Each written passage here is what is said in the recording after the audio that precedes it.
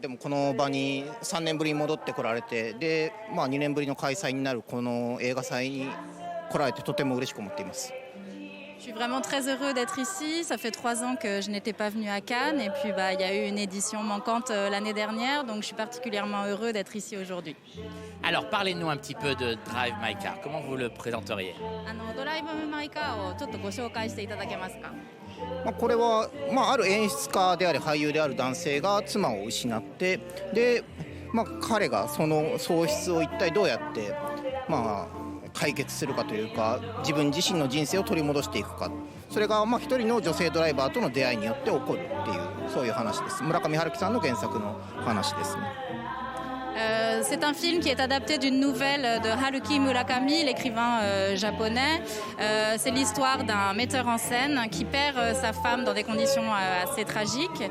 Et c'est l'histoire à la fois de son deuil, de la façon dont il va réussir à retrouver des marques dans sa propre vie.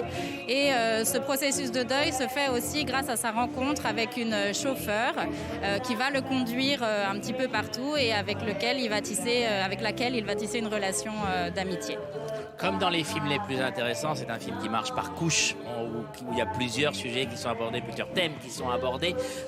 Comment a-t-il mélangé tout ça? Comment a-t-il, ça parle du deuil, ça parle de l'art, ça parle de l'amitié, de tout ça. Comment a-t-il mélangé un petit peu tous ces thèmes-là pour arriver à son film? 面白い作品は必ずそうだと思うんですけれど、何重層にもなっていていろんなテーマが取り扱われているんですけれど、それはもちろん先ほど監督が述べられた喪失であったり芸術であったり愛であったりすると思うんですけれど、監督ご自身はこの作品をどう構造されましたか？発端になっているのは村上春樹さんの同名の、50ページぐらいの、短い作品なんですけど、それを一つの問いかけみたいなものとして捉えて、で村上春樹さんの世界を、より押し広げるというか、その精神にのっとって押し広げていくっていうことを考えてました。その結果としてすごくいろいろな要素が生まれて、おっしゃったような多重層的なものになっていると思います。Comme je vous le disais, comme c'est une adaptation à l'origine, je me suis bien sûr très fortement inspirée de l'œuvre originale. Alors c'est une nouvelle assez brève qui fait une 50aine de pages, donc il a évidemment fallu la nourrir, ajouter des éléments, l'élargir, mais j'ai essayé de rester le plus possible fidèle à l'esprit de l'auteur. Dans la nouvelle originale, c'était Oncle Vania aussi la pièce qui montait, ou c'est juste vous qui l'avez voulu? 原作にもやはりワーニャおじさんが取り扱われていましたか？そうです。ごく短い形ではありますけれども、原作にあってそれは自分にとってすごくインスピレーションになりました。